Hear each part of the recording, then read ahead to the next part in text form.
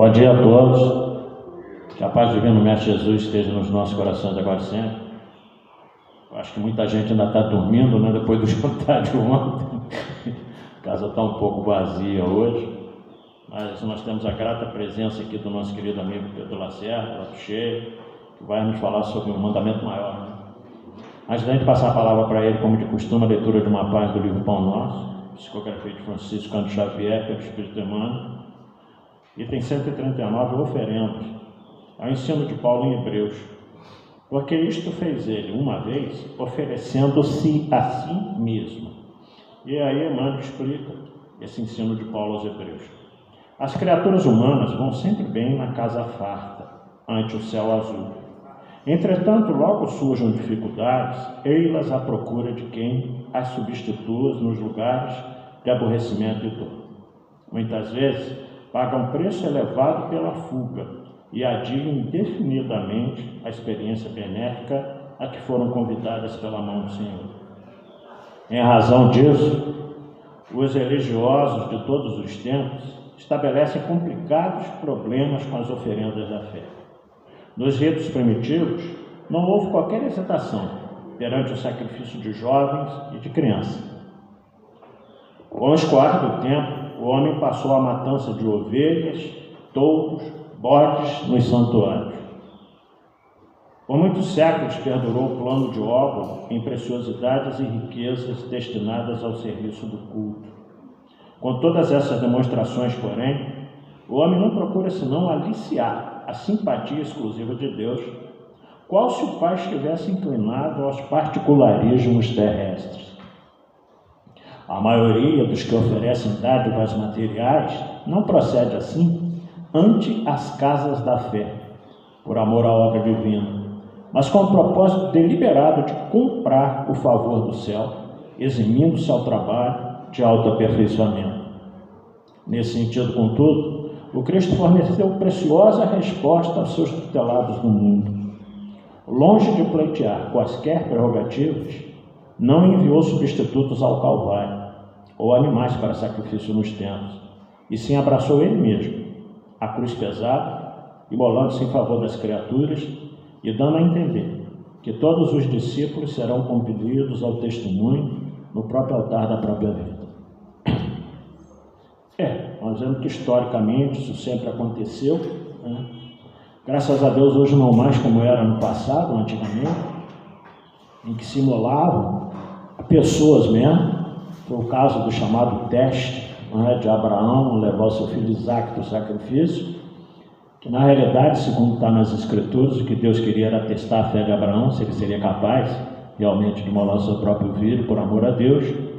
Mas nós vemos que naquela época isso era muito comum, sacrifício de crianças, jovens, depois passou para os animais, em que esses dias de sacrifício eles não só imolavam os animais, como os sacerdotes untavam as mãos de sangue e passavam no altar. Era uma prática extremamente cruel e materialista, né? Depois as oferendas passaram a ser de outra forma, através de bens, através de dinheiro, que está até hoje aí, conforme nós sabemos. Muitas seitas que andam por aí pregam isso. Quanto mais você doar, mais você vai receber. Como se Deus estivesse interessado nos valores materiais do mundo. De forma nenhuma. Então, conforme Emmanuel comenta aqui, o próprio Cristo não nos deu exemplo nenhum disso, muito pelo contrário. Ele próprio se imolou na cruz para nos mostrar que com o seu sacrifício nós precisaríamos melhorar um pouco o nosso entendimento das coisas de Deus, das coisas divinas. Abarcou para si todo o sofrimento da humanidade, sem, como ele diz aqui, buscar substitutos para o seu sacrifício.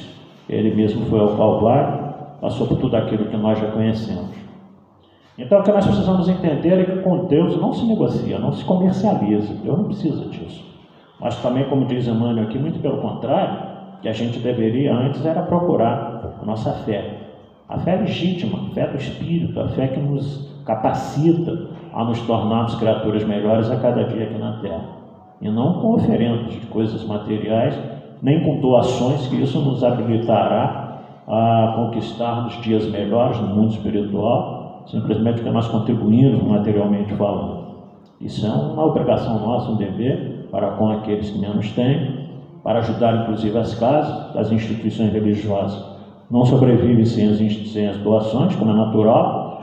Nosso caso no Espiritismo, a gente tem sócio, né?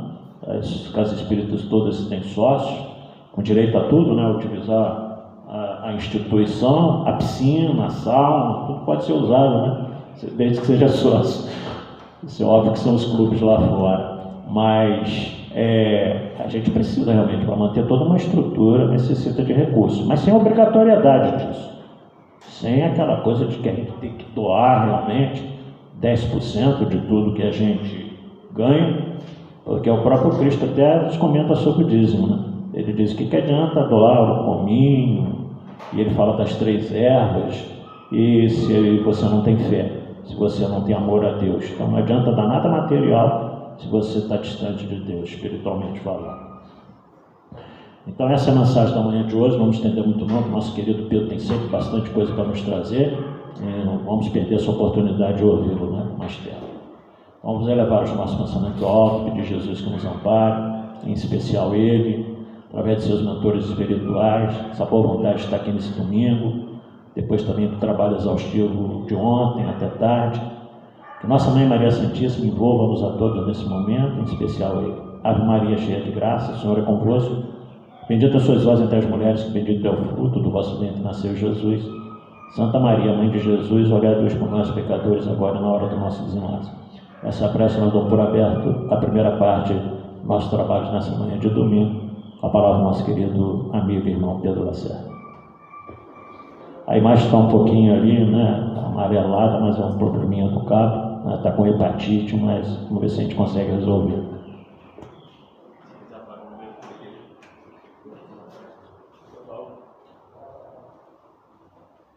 Bom dia, meus irmãos. Que a paz do nosso Mestre Jesus possa desenvolver agora e sempre. A gente traz como proposta para as nossas reflexões amanhã esse tema, que é um tema que a gente, vez ou outra, volta nele, né?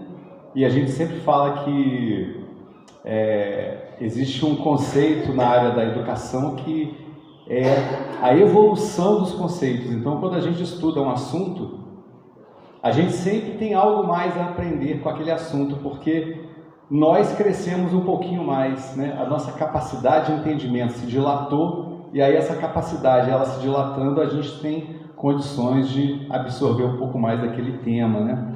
A Lúcia Moisés usa um exemplo dizendo que a criança na evangelização, ela aprende sobre reencarnação. Aí ela chega em casa e fala para a vovozinha dela, que está muito doente, e fala assim: não, vovó, fica preocupada não, se a senhora morrer hoje, amanhã a senhora reencarna. Porque na cabecinha dela, ela vai reencarnar logo, né? Hoje, estudando a reencarnação, a gente vai entendendo que a coisa é mais complexa, né? Não tem uma reencarnação como a outra, assim como não tem uma desencarnação como a outra. Cada caso é um caso. Mas aqui, nesse tema, o mandamento maior, a gente lembra que Moisés, ele trouxe 10 mandamentos. Então, o que é um mandamento? Um mandamento é uma regra, né? É uma lei, e que a gente, ao buscar seguir aquele mandamento, ou aquela regra, ou aquela lei, a gente visa, no caso, as leis divinas, buscar a nossa felicidade. Os Espíritos falam para a gente que quando a gente está seguindo a lei de Deus, ou está coerente com a lei de Deus, a gente está no caminho da felicidade. E o contrário também é verdadeiro. Quando a gente se distancia da lei de Deus, a gente envereda pelo caminho da infelicidade, ao se distanciar da lei de Deus. E com relação assim, qual seria o maior mandamento, né? A gente vai lembrar que aquilo que maior aqui significa o essencial, aquilo que é necessário, aquilo que é o principal, né? É como a gente, por exemplo, no final do mês, quando a gente pega o nosso pagamento e a gente lembra assim: e agora, o que eu preciso comprar? Como que eu vou gastar o meu pagamento? Né? Eu poderia gastá-lo com uma viagem e deixar de fazer a compra do mês. Eu poderia comprar um pacote de filmes e esquecer de pagar a conta de luz, mas aí eu lembro assim: não, mas espera aí, a alimentação para mim é essencial, né? A conta de luz para mim é essencial. Então a gente já faz isso no dia a dia, a gente já busca, né? Ou deveríamos buscar, né, pessoal? Porque tem gente que às vezes inverte aí essa ordem da lógica, né? Mas a gente já busca aquilo que é realmente necessário, aquilo que é o principal, aquilo que é essencial.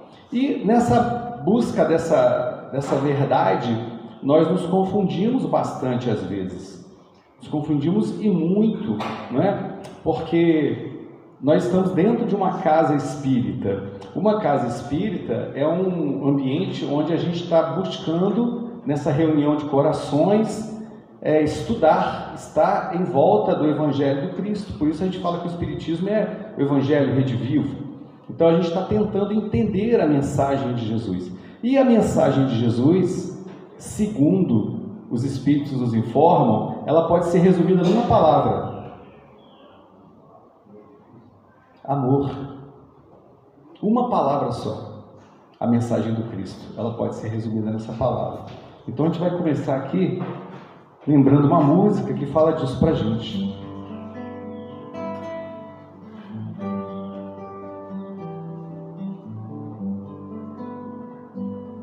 Quando a luz do amor tocar seu coração, abre os braços para amar, estende tua mão, vá viver a emoção mais sublime que há, porque somos de Deus, fomos feitos para amar.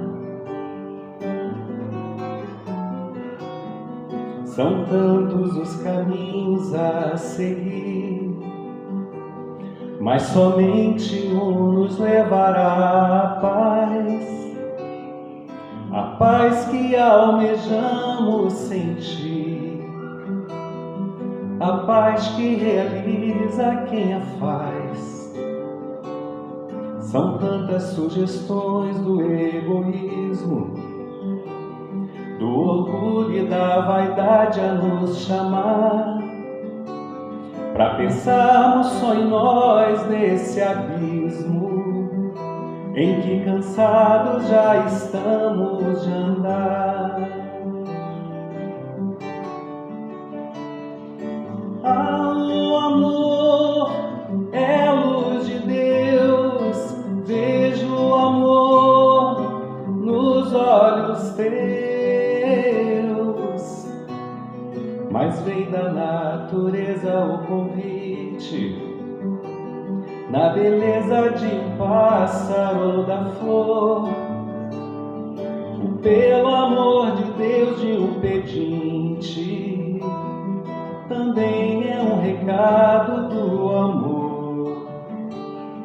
O brilho no olhar de uma criança, a voz da experiência de um vovô, o cântico de fé e esperança, portadores da mensagem do amor.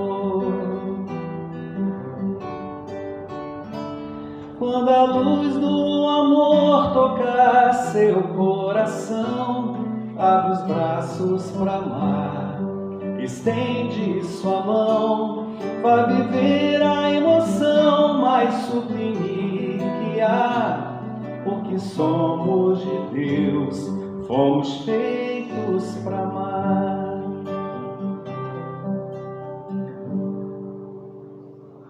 Jesus, ele confirma isso nessa passagem, né? Os fariseus têm sabido que ele tapara a boca aos saduceus, eles se reuniram e um deles, que era doutor da lei, para o tentar, propôs-lhe esta questão: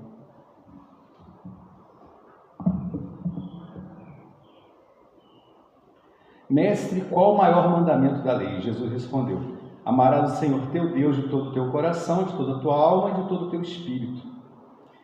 Este o maior é o primeiro mandamento, e aqui tens o segundo e semelhante a esse: amarás o teu próximo como a ti mesmo. Toda a lei e os profetas se acham contidos nesses dois mandamentos. Está registrado no Evangelho de Mateus. A gente lembra que Jesus, ele não criou esses dois mandamentos. Esses mandamentos já estão nas Escrituras, já estão lá no Velho Testamento, né? Então Jesus, ele veio reafirmar, né, que amar a Deus, amar ao próximo e a si mesmo, isso resume toda a lei. Então, quando a gente estuda a doutrina espírita, quando a gente faz o curso sistematizado, quando a gente estuda a mediunidade, quando a gente estuda as obras de André Luiz, as obras de Joana de Ângeles, o que a gente está procurando entender, pessoal, é como amar o próximo, é como amar a si mesmo, é como amar a Deus. A finalidade é essa, né? O detalhe é que o nosso amor, esse amor que a gente canta ele no cancioneiro popular, que a gente às vezes fala ele para alguém, né? A gente, quando ama um amigo, a gente beija o amigo no rosto e fala assim, eu te amo, né? Ou então a gente chega para o filho da gente. É bom falar isso, tá, pessoal? É muito bom a gente reafirmar para o outro que ama, porque às vezes a gente ouve tantas palavras duras, né? E a gente ama e às vezes não tem essa oportunidade de falar, até por uma falta de hábito, de dizer isso para o outro, porque o amor ele está dentro de nós. Os espíritos falam que todos nós possuímos esse sentimento, até aquele espírito que a gente considera mais abjeto, até aquele criminoso, ele ama alguma coisa, ele ama algo, um objeto, um animal, ou uma pessoa, e nós temos esse amor em nós. O detalhe é que esse nosso amor, ele ainda é um amor que os benfeitores falam que às vezes ele é voltado, por exemplo, para o círculo familiar e o círculo de amigos. Então a gente cria um grupo, né? Nós somos os torcedores do Flamengo. Aí pronto, a gente ama os torcedores do Flamengo e odeia os do Palmeiras. Estou dando um exemplo aqui do nosso dia a dia, que isso tem acontecido. As pessoas têm se degladiado nas redes sociais, pode observar. Grupos de amigos, grupos de familiares, têm rompido uns com os outros porque têm pensamentos diferentes. E o nosso desafio é exatamente amar o outro e entender o outro. Procurar compreender que ele não tem que pensar como nós. Agora, é claro, como amar?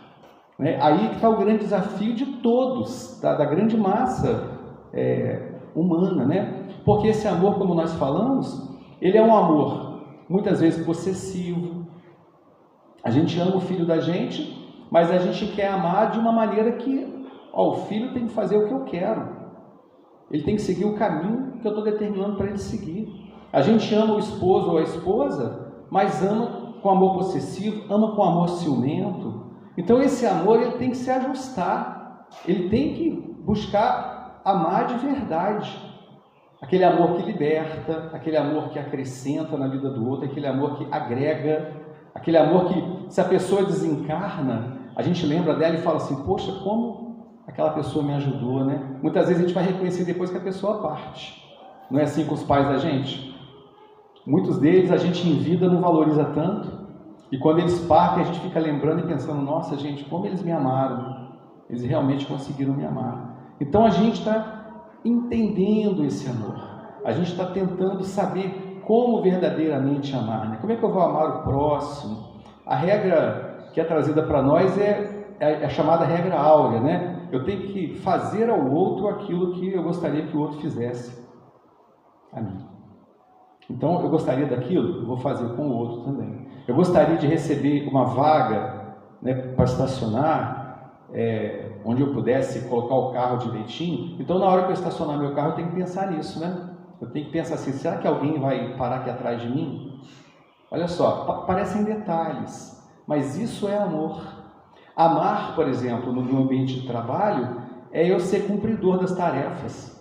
É eu saber assim, isso aqui, se eu deixar de fazer, vai pesar para o meu colega lá, então eu tenho que tentar fazer aquilo, buscar fazer. Isso é amor, né? Amar é a gente sondar o sofrimento que está no coração das pessoas. Mas não é ficar perguntando assim, o que está te fazendo sofrer? Não é isso não, tá, pessoal? Eu tenho um amigo que ele tem uma fala que eu acho muito bacana, que quando a gente chega perto dele e fala assim, o nome dele é Bené. Aí eu falo assim, Bené, estou precisando de você. Aí a fala dele é assim, mas eu estava aqui pensando mesmo em como que eu poderia te servir hoje. Não é gostoso você ouvir isso de alguém? Mesmo que ele falasse aquilo em tom jocoso, brincando, mas era bacana, porque ele já demonstrava ali aquela boa vontade em ajudar. E nós, no dia a dia, se a gente convive, e eu falo que tem uma música na evangelização, lá no nosso tempo, quando a gente começou a evangelização, e que fala um pouco disso, que a letra dela é assim, quanto mais andarmos juntos, andarmos juntos, andarmos juntos, quanto mais andarmos juntos, amigos seremos. Então, quando a gente anda junto, A gente está sempre observando o que está acontecendo com a pessoa. E quando você conhece aquela pessoa, só de olhar para ela você sabe se ela está bem. Não é assim? Quando o filho da gente chega em casa e aconteceu alguma coisa errada, a gente não olha no olho dele e fala assim: o que foi que aconteceu? Você sabe pelo olhar. Pelo olhar. E aí, se você sabe que algo não vai bem, deixa eu tentar ajudar de alguma forma. Então, isso os Espíritos nos falam. Isso é amor, gente. É você tentar realmente ajudar o outro. E para isso a gente precisa se amar também, né? Porque às vezes a gente quer amar o outro, mas a gente não se ama, a gente não se cuida, né? Tem hora que a gente esquece de fazer coisas que são básicas para a gente. Então o alto amor, ele é muito necessário. O Divaldo fala numa das palestras dele, dos seminários que ele fala sobre o perdão, ele comenta assim, ó: o perdão mais difícil é o auto perdão. Às vezes a pessoa não se perdoa, né? A pessoa comete uma falha e ela fica uma vida inteira se crucificando por aquele erro que ela cometeu. Então o auto-perdão, ele também é importante, e isso é amor, né? O cuidado, o autocuidado. E quando a gente cuida de si mesmo, a gente também tem condições de cuidar do outro. Quando a gente não cuida de nós mesmos, a gente acaba sendo relapso no cuidado com o outro também, no amor com o outro. E aí, gente, vem um questionamento aqui que é assim: e amar a Deus? Como é que é essa história de amar a Deus? Como é que eu amo a Deus, afinal, né? O Rubinho leu ali a página inicial falando exatamente da nossa relação equivocada com Deus. As pessoas até hoje pensam, eu vi outro dia, numa postagem, né, na internet, a pessoa dizendo assim, ó: eu profetizei que tudo ia acontecer de ruim com você, que Deus ia te castigar. Olha a nossa relação com Deus, como é que é, pessoal? Então eu profetizo em relação ao outro, e ali eu estou mentalizando que Deus vai trazer tudo de ruim para aquela pessoa. E essa pessoa que falava isso, ela chorava, porque não tinha acontecido aquela maldade.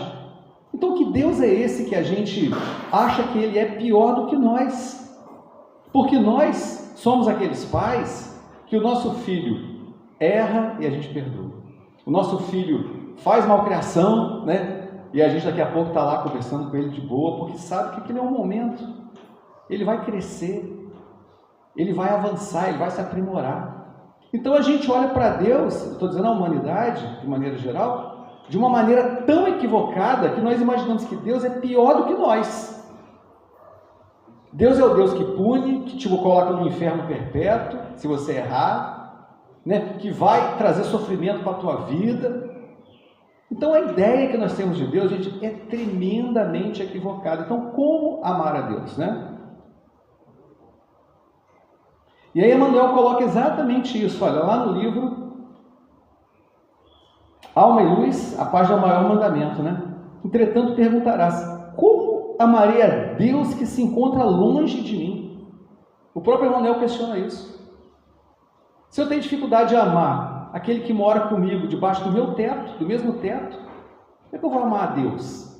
Que eu não entendo Deus, né? Não consigo ainda ter compreensão, não tenho cognição para isso, não tenho evolução espiritual para compreender Deus. Como é que eu vou amar a Deus?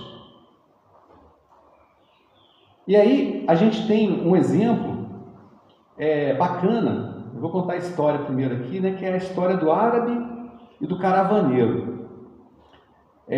Quem conta essa história é a Meimei, né? Ela fala que um homem, um rico comerciante, ele passando pelo deserto, ele ficou assim intrigado porque um velho que trabalhava naquelas caravanas, né, que atravessavam o deserto levando riquezas, à noite ele se ajoelhou na areia e começou a orar para Deus. E aí aquele comerciante muito rico falou assim: como é que você tem tanta certeza desse Deus que você está aí orando para ele? E aquele velho árabe falou assim: olha, quando o senhor está dentro da cabana no deserto e ouve o barulho de animais pisando do lado de fora da cabana, como é que depois você sabe que tipo de animal passou por ali? E o comerciante respondeu assim: eu olho a marca das patas na areia. Só pela marca da pata eu já consigo saber que animal que é. Ah, tá bom. E quando o senhor recebe uma carta, como é que o senhor sabe se aquela carta realmente é daquela pessoa que diz que enviou, né? O remetente? Pela caligrafia. E quando o senhor compra um anel, como é que o senhor sabe que aquele anel é de verdade fabricado por aquele ourives? E o comerciante respondeu: pela marca do ourives que tem lá no anel. Aí o velho árabe falou assim: então, eu queria que o senhor me dissesse, então, quem foi que colocou aqueles sinais lá no céu? E apontou para as estrelas. Qual foi o homem que colocou aqueles sinais lá nos céus? Então o comerciante ficou assim um pouco impressionado, né, com aquela analogia que aquele velho árabe fez, e se ajoelhou também e começou a orar junto. Então Emmanuel, olha o que ele fala para a gente, continuando, né? Cala tuas indagações e recorda que se os pais e as mães do mundo vibram na experiência dos filhos, se o artista está invisível em suas obras, também Deus permanece em suas criaturas. Eu tenho um violão, inclusive eu usei ele ontem lá no nosso evento, né, no nosso jantar, e aquele violão, eu chamei um amigo aqui de Volta Redonda, que ele é luthier, e falei assim para ele: eu estou querendo comprar esse violão aqui, só que ele não tem marca. Aí esse luthier que olhou o violão para mim e falou assim: não, ele não tem marca, mas fui eu que fiz. Ou seja, era uma obra dele. Ele olhou a obra e reconheceu: fui eu que fiz esse violão. Ele construiu o violão, né? Então, olha só, o artista, ele está invisível na sua obra. Porque quando a gente pega um quadro e que ele é assinado por algum pintor, o que a gente imagina? Que aquele quadro retrate a capacidade daquele pintor. Se for um pintor genial, ele vai retratar a genialidade daquele pintor. Adianta a gente ter um quadro assinado lá, Monet, e você olhar e falar assim: nossa, esse quadro está esquisito e assinado pelo Monet, né? Não é estranho? Vocês já viram isso? É esquisito, né? Mas o artista, ele pode não ter assinado aquela obra, mas ele está lá presente. E se ele for um pintor genial, a genialidade dele está expressa ali, né? A mesma coisa, ele falou aí, olha, que os pais, né, do mundo, eles vibram na experiência dos filhos. Gente, essa é a grande verdade. Como nós nos realizamos com a felicidade dos nossos filhos. Nós nos sentimos lá presentes. Que alegria que dá para o coração de um pai e de uma mãe quando o filho realiza algo que a gente sabe que é importante, que é bom na vida dele. Quando ele se casa, quando ele se forma num curso ou numa faculdade, né? Quando o filho consegue um emprego. Gente, cada realização do filho no coração dos pais, cada boa realização, é uma vibração, como se os pais estivessem ali presentes naquela realização. Então Deus, ele está presente na sua obra, ele está presente nas criaturas. A gente tem que ter olhos para ver. Eu particularmente gosto muito de animais, desde criança. Então, assim, eu vejo muito filmes de bichos, né? Quando era criança, eu ia para a biblioteca da escola para ficar olhando as gravuras dos animais nas enciclopédias. Né? Eu sou do tempo da Barça, né? A gente ficava lá olhando. Hoje em dia é o Google, né? Mas então, pessoal, eu tenho assim uma percepção, quando eu olho um animal, eu fico tão maravilhado com as coisas que ele realiza, né, com as maravilhas que aquele animal faz. Eu falo assim: caramba, é Deus, cara. É Deus que dotou esse animal aqui de toda essa potencialidade, toda essa capacidade. Então eu particularmente vejo muito Deus no mundo animal. Eu tinha um cachorrinho que já partiu, né? E eu vi assim, eu comentava isso, que quando eu ia alimentar o meu cachorrinho, né, ele estava acostumado a comer o primeiro tantinho de ração na mão. Então não adiantava eu colocar a ração no pote, ele ficava olhando para o pote assim, olhava para mim assim, ó. E aí, vai colocar um pouquinho na minha boca primeiro? Aí eu ia lá, pegava, colocava na boca dele, depois é que ele começava a se alimentar. Estou citando esse pequeno exemplo, que eu achava aquilo, assim, eu achava sensacional. Eu falava assim, gente, que coisa legal, né? Como é que o bichinho, com a inteligência dele ainda fragmentária, como o André Luiz fala pra gente, mas como ele já demonstra coisas assim maravilhosas, né, nessa relação com o ser humano. Então Deus, ele está presente na nossa vida. E se a gente tiver olhos para ver isso em nós mesmos, na nossa própria existência, no nosso próprio corpo físico, nas próprias possibilidades que Deus coloca no nosso caminho, está ali presente Deus. Mas precisamos desenvolver essa capacidade. Então Deus, ele está em tudo.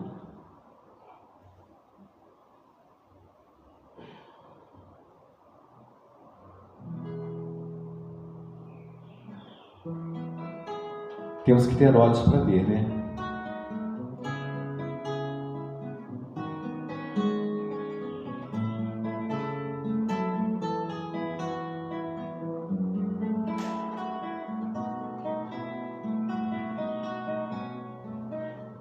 Voa pensamento, voa pelo universo infinito, vê que bonito o sol brilha no céu, e descobre a vida, enxergando Deus por toda parte. A vida é uma arte sem fim. Vida, bela estrada, rumo da verdade, claridade, amizade, Deus em cada ser a florescer. Momento sublime, luz que acompanha, que traz paz, o amor me faz sentir o Criador.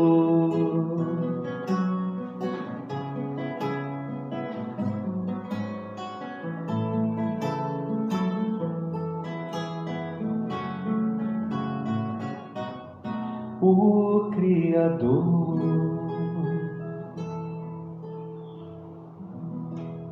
E nós, pessoal, na nossa rotina, a gente clama por Deus o tempo todo, né? A gente fala, vai com Deus, não é assim? Seja feita a vontade de Deus, que Deus abençoe o nosso dia. A gente está sempre convocando, né, Deus para que Ele esteja presente na nossa vida. E Ele está. E o Emmanuel continua falando para a gente, olha, lembra que se deves esperar por Deus onde te encontras, Deus igualmente espera por ti em todos os ângulos do caminho. Ele é o todo em que nos movemos e existimos. Então esse todos os ângulos do caminho significa que mesmo quando a gente está passando pelos momentos difíceis, Deus está presente. A gente não costuma enxergar Deus nesses momentos, não. A gente pensa que Deus esqueceu da gente. Não é assim que a gente imagina?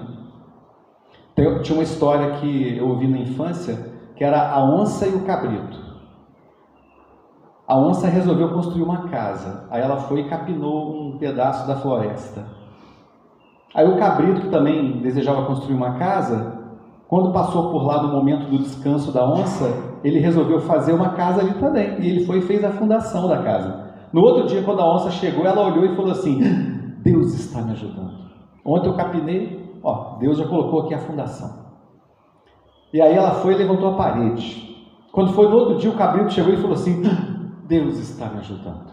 Ontem eu fiz a fundação, cheguei agora, já tem a parede, vou colocar as portas e janelas. Né? E assim eles foram e acabaram construindo a casa e achando que Deus estava ajudando, mas na verdade era um que fazia uma parte e o outro fazia a outra, né? Gente, e é assim na nossa vida. Deus ajuda o homem através do próprio homem. Quantas vezes nós somos auxiliados por nós mesmos? É Deus que se faz presente na nossa caminhada. Nesse livro, Libertação, existe um conceito muito interessante apresentado, André Luiz traz para nós, que é o conceito de aparente injustiça. E ele fala assim para a gente, ó, Deus se utiliza da aparente injustiça do mundo para fazer justiça. Porque muitas coisas que nós olhamos na nossa vida aqui na Terra e pensamos assim, nossa, mas que injustiça, né? Mas não tem aquela história de que não cai uma folha de uma árvore sem que Deus permita? Então, quando a gente às vezes vai olhar o que está implícito naquela história toda, naquela situação toda, isso é só a doutrina espírita que nos apresenta, então é o nosso passado. Está ali o nosso passado, que muitas vezes nos leva a viver situações difíceis, provas, dores, que trazem para a gente o crescimento. E se a gente parar para dar uma olhadinha na nossa retrospectiva aqui, né? Nosso histórico aqui na Terra, costumam os momentos de dor e sofrimento nos ensinarem muito mais do que os momentos de facilidade. É Deus presente nos momentos de aparente injustiça. Então, a gente lembra lá do Gesiel, lá no Paulo Estevão, Gesiel perdendo o pai, que morre assassinado pelos romanos, a irmã que é abandonada na rua, perde a casa, leva uma surra que custa um mês para sarar dos soldados romanos, e depois é colocado numa galé, aquele navio de escravos, né? Aquelas embarcações romanas que os escravos iam remando, duravam 3, 4 meses ali só, era tão sofrido, né? De vez em quando eles jogavam o escravo no mar. E aí eu fico pensando assim, se acontecesse isso comigo, como é que eu reagiria? Tenta pensar, tenta imaginar vocês passando por isso.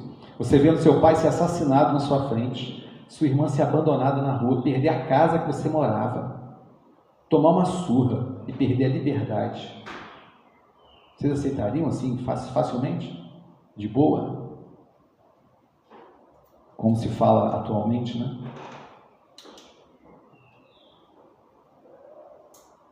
Mas o Gesiel aceitou. E ele dentro do navio, ele era dócil. E a docilidade dele acabou levando ele até a casa do caminho, onde ele encontra Pedro, Tiago e conhece Jesus.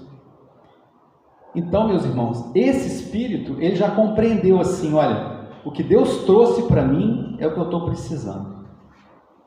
É isso que se apresentou para mim no dia de hoje, então eu estou aqui confiante. Isso é ter fidelidade a Deus. Já viram aquela história de que Deus é fiel? Deus é fiel. A gente não vê isso aí nos para-brisas dos carros, nos vidros, né? Mas e nós? Nós só somos fiéis na hora do bem? Só somos fiéis no momento da saúde, da tranquilidade? Ou nós precisamos ser fiéis também nos momentos difíceis? Então, Deus nos espera igualmente em todos os ângulos do caminho. Deus está em tudo, né? Jesus não deixou de estar na convivência do Pai no momento da sua crucificação. Jesus não se rebelou. Jesus, ele não sentiu-se abandonado por Deus naquele momento, jamais. Ele sabia do que ia passar, mas ele estava ali para enfrentar aquela situação. Então, num mundo de provas e expiações, por mais que a gente viva dificuldade, Deus está conosco. E o próprio Jesus ensinou para a gente, olha, lá em Mateus também, né? Dizendo que o reino dos céus é comparado a um rei que vai tomar conta dos seus servidores, encontra aquele servidor que lhe devia 10.000 talentos, não tinha jeito, não tinha dinheiro para pagar, e ele vai e manda vender mulher, filhos, tudo que ele tinha para pagamento dessa dívida.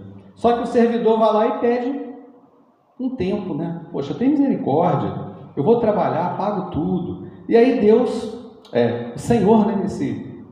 Esse Senhor que seria no caso Deus, ele tocado de compaixão, perdoa a dívida e deixa aquele servidor seguir. E aí o servidor sai da presença desse rei e encontra um companheiro que ele devia 100 dinheiros, ele devia 10 mil e o outro devia 100 para ele. E aí, quando ele se depara com aquele que ele deve, ele pega ele pela goela, quase estrangula e diz: ó, paga o que me deve.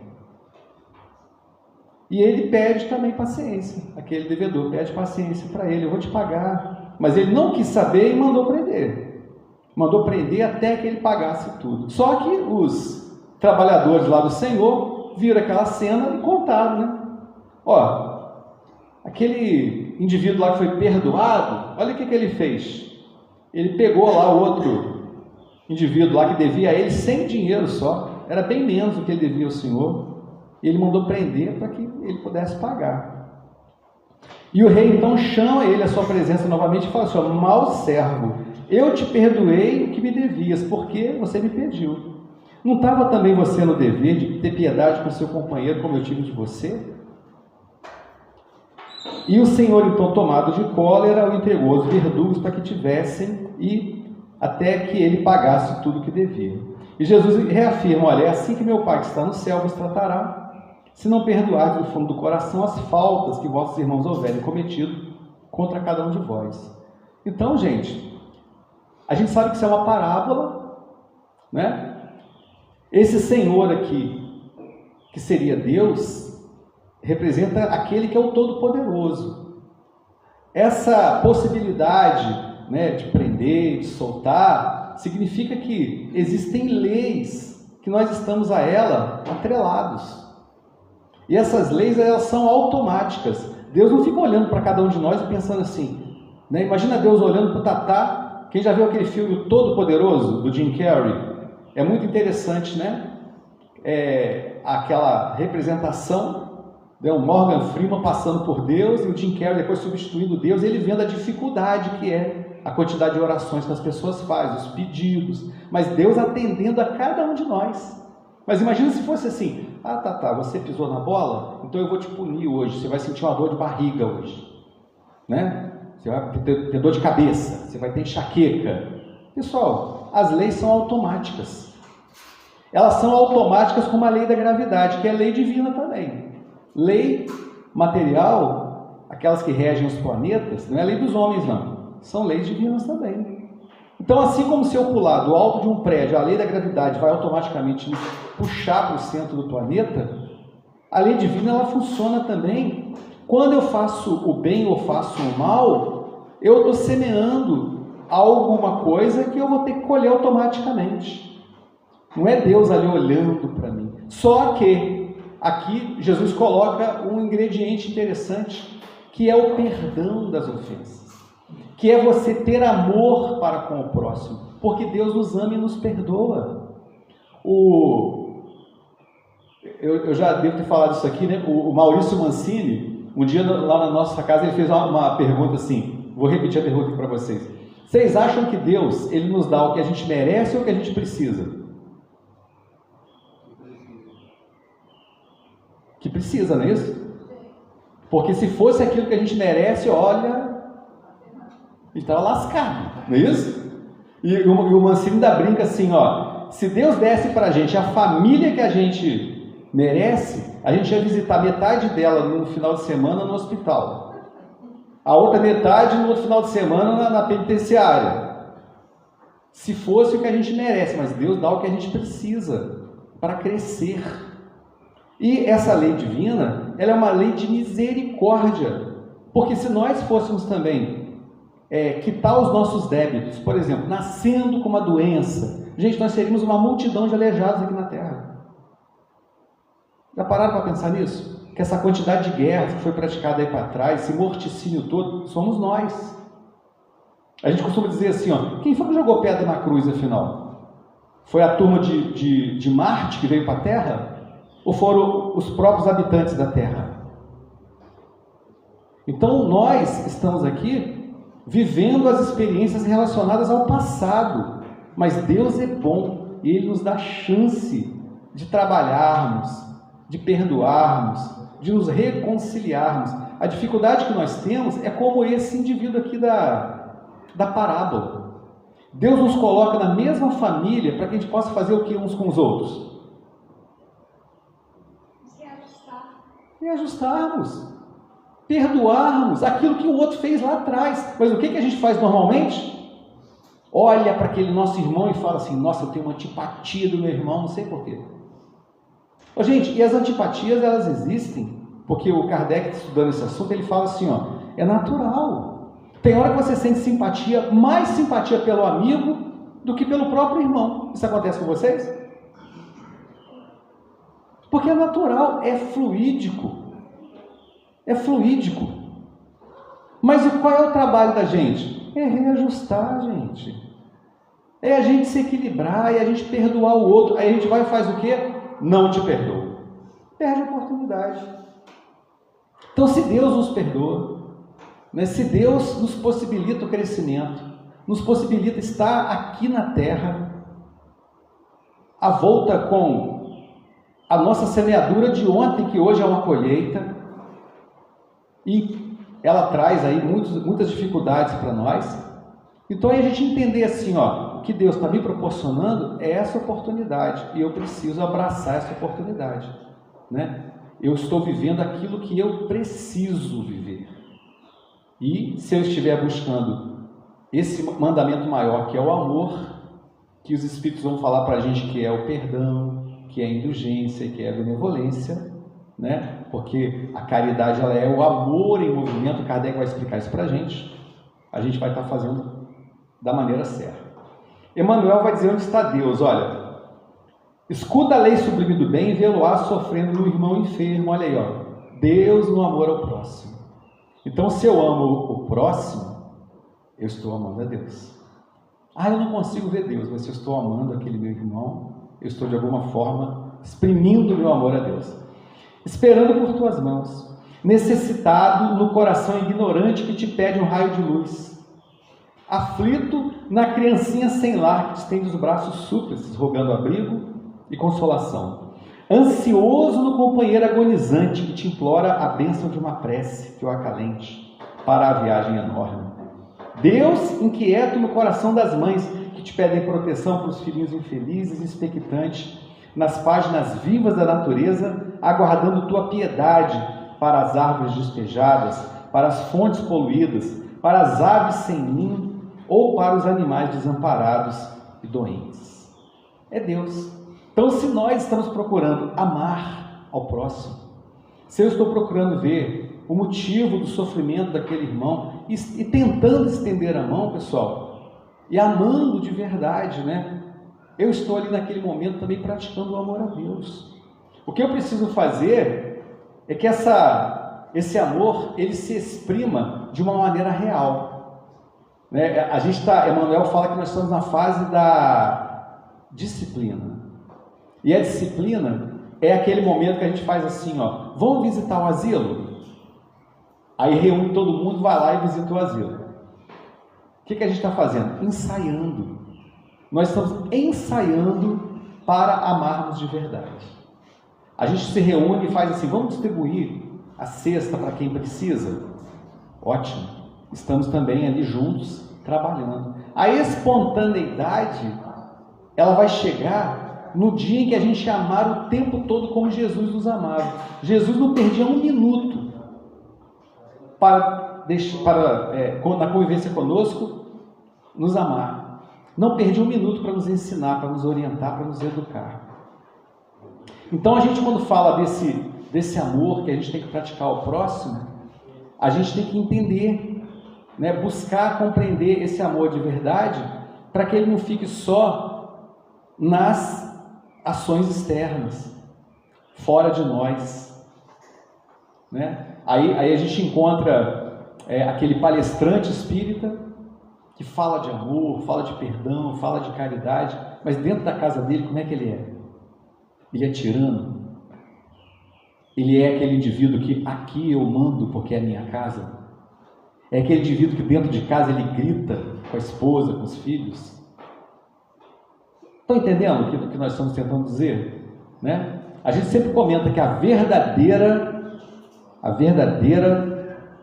balança é a nossa família, pessoal. É ali que começa. Se dentro de casa eu não estou conseguindo convencer nem meus filhos, vocês imaginem.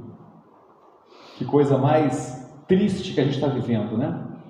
Porque nós conversamos com um companheiro há um tempo atrás, que já desencarnou, e era um amigo assim, fazia palestra aqui também, não vou falar o nome dele não, mas vocês conheceram também. E ele dizia assim para mim, um dia: Pedro, eu era tão irritado, que se a caneta caísse do meu bolso, eu já dava um chute nela para ela acabar de cair de vez. E eu pensei assim, mas você? Né? Fiquei assustado. E ele falou assim, eu era muito irritadíssimo. Ele desencarnou, e um dia conversando com a esposa dele, ela falou assim, realmente, ele era tão nervoso que ele chutava os móveis. Quando ele passava pela sala, ele dava um chute no sofá, na estante. Aí ele conheceu a doutrina espírita e se transformou. Eu falei, nossa, que bacana. Então a doutrina espírita é essa doutrina, que tem a capacidade de nos ajudar na busca desse processo principal, pessoal, que é exatamente a gente aprender a amar. Então, se eu já estou me transformando, não só por fora, não só naqueles atos diários, né, que as pessoas percebem, poxa, você está, exemplo, né, só um exemplo, poxa, você está se alimentando de maneira mais equilibrada, já é uma transformação. Mas e o coração da gente? E lá dentro do coração? O que a gente sente pelo próximo ainda? Quando a gente vê aquela postagem na internet de alguém com quem a gente não concorda, que tem opiniões diferentes da nossa, divergentes da nossa opinião, e que nós achamos um absurdo ele pensar daquele jeito, qual é o sentimento que vai no nosso coração? Será que eu penso assim, desculpa o termo aqui, né? Que idiota! Aí a gente lembra assim, nós somos discípulos de Jesus, porque Jesus falou que os seus discípulos seriam conhecidos por muitos se amarem. Muito se amarem. E se eu não me engano, foi o Elahá que conversou com a gente aqui em Volta Redonda na época da pandemia, e ele já comentou assim, quando eu convido um orador para fazer palestra na nossa casa, eu olho as redes sociais dele. Porque às vezes o indivíduo está lá na rede social, não perdoa ninguém, bate em todo mundo. Aí ele vai fazer palestra na casa espírita, o perdão, a indulgência, a paciência, né? E aí, meus irmãos, a gente lembra daquela velha máxima, né? As palavras até convencem, mas o que arrasta mesmo são os exemplos. Então Jesus vem trazer para a gente isso que Kardec vem explicar para nós no Evangelho. Olha, caridade e humildade é a senda da salvação. O que é a salvação para o espírita? Evolução. Alguns pensam que a salvação é você se salvar do inferno. Para o espírita, salvação é evolução espiritual. Egoísmo e orgulho, a perdição. Perdição é o quê? É você ficar estagnado. Plantar sementes de dor que você depois vai ter que colher também, né? Esse princípio está formulado exatamente dentro dessa máxima, desse mandamento maior, né? Amar a Deus e amar ao próximo como a si mesmo. Toda a lei e os profetas contidos nesses dois mandamentos. Toda a lei e os profetas. Meus irmãos, com todo respeito àqueles que utilizam, e a gente pode sim utilizar o Velho Testamento para estudar, para aprender muita coisa. Mas o Velho Testamento, ele requer da gente muita atenção, porque tem muitas coisas ali que se você for praticar hoje em dia, você vai preso. Ali tem verdadeiros crimes previstos no nosso contexto atual. Então, serve para a gente entender o contexto histórico, né? Tem, como a gente falou aqui, o próprio amor a Deus está lá previsto no Velho Testamento, né? Mas Jesus, ele veio trazer a mensagem de amor. Então, se a gente estuda Jesus e entende a mensagem de Jesus, é como se eu estivesse já, buscando o suprassumo daquilo que são as verdades celestes trazidas para nós. E a doutrina espírita, ela vem trazer para nós esse entendimento. Porque com a reencarnação, eu entendo com muito mais facilidade o porquê que eu preciso perdoar. Por que eu preciso não reagir a uma violência? Por que eu tenho que fazer caridade? Por que eu tenho que amar? A gente vai entendendo com mais clareza isso. Por isso a gente diz que a doutrina espírita nos consola é com a verdade. Ela traz para a gente a verdade. Verdade essa que, plagiando aqui o nosso Raul Teixeira, ele fala assim, ó, espiritismo não é para qualquer um. Tem gente que senta num salão de palestra, numa casa espírita, e não abraça a ideia. E vai embora. Porque a doutrina fala assim para a gente, ó, você é herdeiro de si mesmo. Mas a gente quer botar a culpa no vizinho, no pai da gente, na esposa, no chefe da nossa infelicidade. Mas a doutrina vem e fala assim, você é herdeiro de si mesmo. Você está herdando o seu passado, está construindo o seu futuro. Então, vamos prestar atenção no presente, para que a gente possa fazer um futuro mais feliz. E nem todo mundo quer ouvir isso, tá, pessoal? Nem todo mundo quer ouvir isso. As pessoas querem, às vezes preferem ouvir assim, ó, eu estou passando por esse problema porque fizeram um trabalho espiritual para mim. Por inveja, por olho grande. Já ouviram isso? E aí se vem aqui no EDAC, por exemplo, né? Aí toma um passe, assiste uma palestra, aí vai embora e fala assim, não, aquela casa lá é muito fraca, Robinson, aquele centro de vocês lá é muito fraquinho, tá? Ele não trouxe para mim aquilo que eu queria ouvir. E para que não haja equívoco sobre a interpretação do amor de Deus e do próximo, ele acrescenta, né?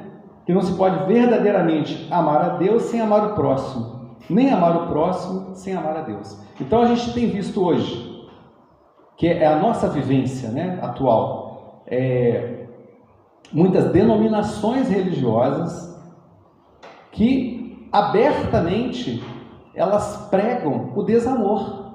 Você percebe claramente. O indivíduo está pregando o desamor, ele está pregando preconceito. E Deus ama a todos. Então como é que a gente pode dizer que ama a Deus e não ama o próximo?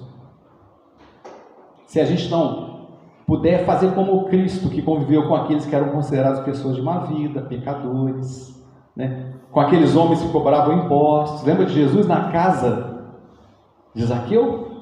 Nem os discípulos entenderam. Foi mais ou menos assim, né? Nas minhas palavras, ô mestre, qual é? Nós vamos passar a noite na casa do Zaqueu, o cara que é cobrador de impostos. E Jesus queria mostrar assim, ó, esse homem, Zaqueu, ele é um homem de valor. Vide lá na obra Boa Nova, né? Ele é um bom servo. Ele usa a riqueza que ele tem, ajuda muitas pessoas. Mas os discípulos estavam entendendo que amar era você doar tudo que tinha para os outros, porque a riqueza ela era um sinônimo de condenação. Então, tudo que se faça contra o próximo, mesmo é fazê-lo contra Deus. Não podendo amar a Deus sem praticar a caridade para com o próximo, sem amar o próximo. A lógica dessa bandeira fora da caridade da nossa salvação, ela está exatamente aí, ó.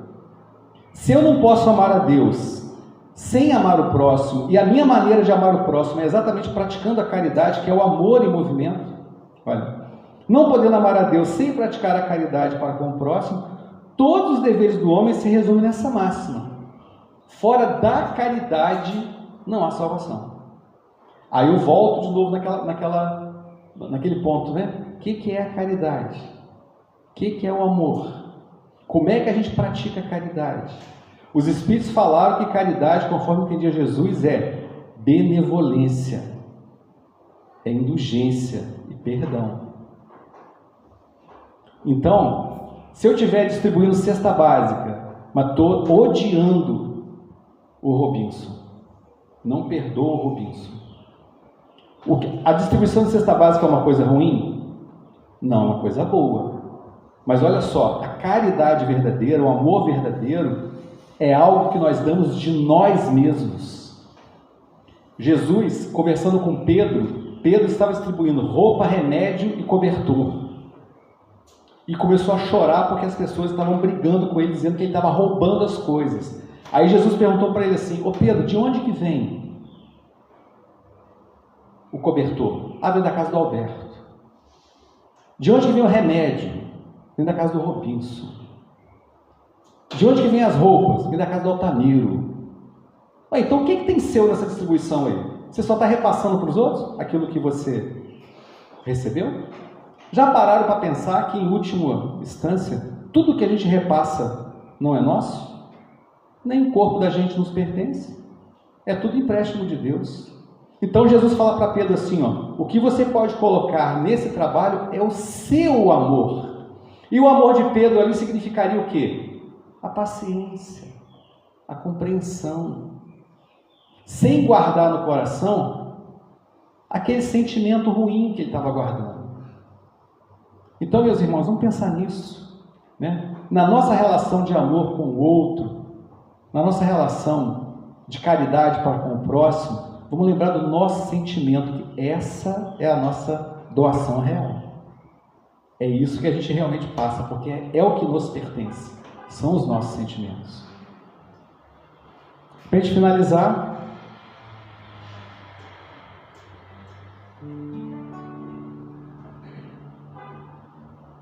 a gente vai cantar uma música aqui que as nossas crianças da evangelização lá da Casa Sheila adoram e falam exatamente dessa força que é o amor.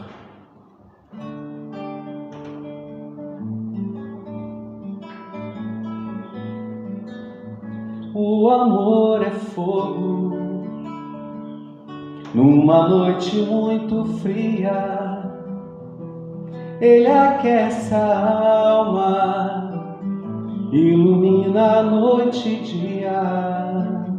O amor é água, uma grande cachoeira, lava todas as tristezas da humanidade inteira.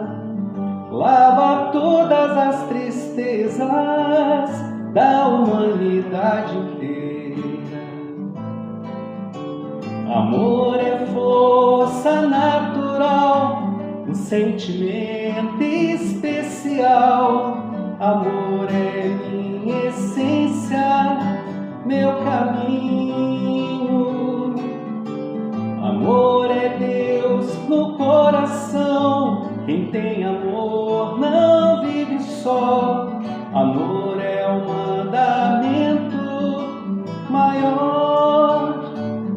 O amor é vento, sopra longe o preconceito.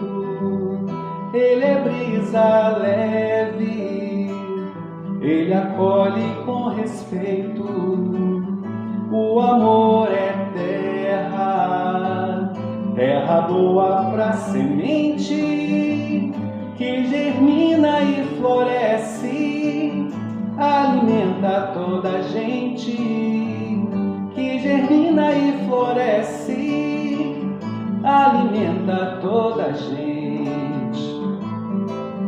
Amor é força natural, o sentimento especial. Amor é minha essência, meu caminho.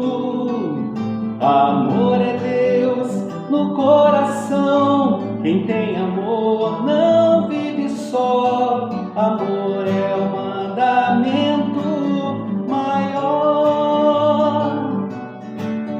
Amor é o mandamento maior.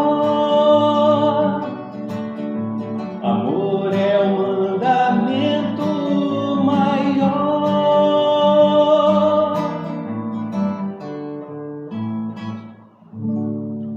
Jesus nos abençoe.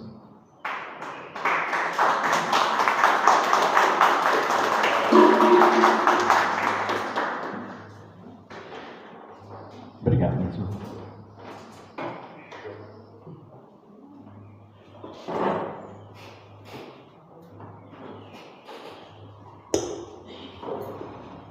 O que é bom tem que aplaudir mesmo, né? Agradecemos muito o Pedrinho, mais essa manhã fraterna. O pessoal foi chegando aí depois. O salão está com uma boa frequência. E lembrando a todos vocês que dia 14 de dezembro ele está de volta, né? No domingo, dia 14, teremos o Pedrinho de novo, sempre com essas palestras esclarecedoras e musicais.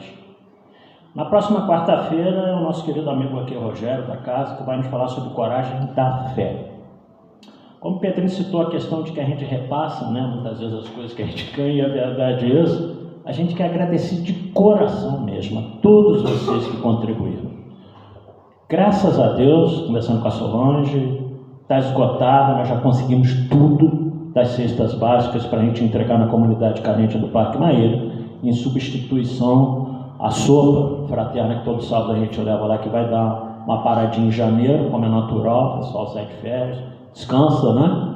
E já conseguimos todo. Se faltar alguma coisinha vai ser muito pouca, mas aí a casa assume. Né? Eu ganhei uma doação ainda, sobrou um dinheirinho também, até falei com a Solange, que a coisa a gente coloca lá. Mas, então a gente agradece de coração a todos que contribuíram aí nesses últimos meses. Não importa o quantitativo, tudo que é dado de coração. Eu não vou citar nome, porque foi tanta gente, senão eu vou esquecer alguém, com certeza. Mas, então, nosso muito obrigado mesmo. Mais um ano que a gente consegue essa vitória de atender aquelas famílias carentes lá, graças a vocês. E como o Pedrinho disse, a gente muitas vezes na direção da casa, a gente só repassa as coisas. A gente até que botar um pouquinho no nosso bolso também, mas nem se conta isso, porque a grande doação é de vocês. Então, nossos sinceros agradecimentos, ok? Mais alguma coisa, Felipe? Não? Então, não precisam trazer mais nada. A gente, dia 12, a Solange Costa botou no grupo de eventos aqui, uma sexta-feira de manhã, 9 horas da manhã, nós vamos vir para cá, né, para ajudar a separar. A Solange até colocou lá que se a gente não conseguir acabar, a gente vai acabar assim. Vai vir uma turminha boa aí, dia 12, 9 horas da manhã, para a gente já deixar tudo arrumadinho para dia 20 entregar lá no Parque Maíra, ok? Então agradeço mesmo em nome da direção da casa, né, todo o trabalho que vocês tiveram, o empenho aí, a dedicação e as doações. Que Deus abençoe vocês, que ano que vem a gente continue aí nesse trabalho de auxiliar essas pessoas. E lembrando a vocês que continua as peças de teatro lá no Gacienes. Eu acho que ainda tem a revistinha ali atrás da Estael, né, do Arte em Cena. Tem toda a programação aqui. Agora nós estamos aí no Festival de Teatro Arte em Ceninha, que tem a participação de muitas crianças, dia 14/12, que é o dia que o Pedrinho vai estar aqui, mas a peça é às 19h30, num domingo, né?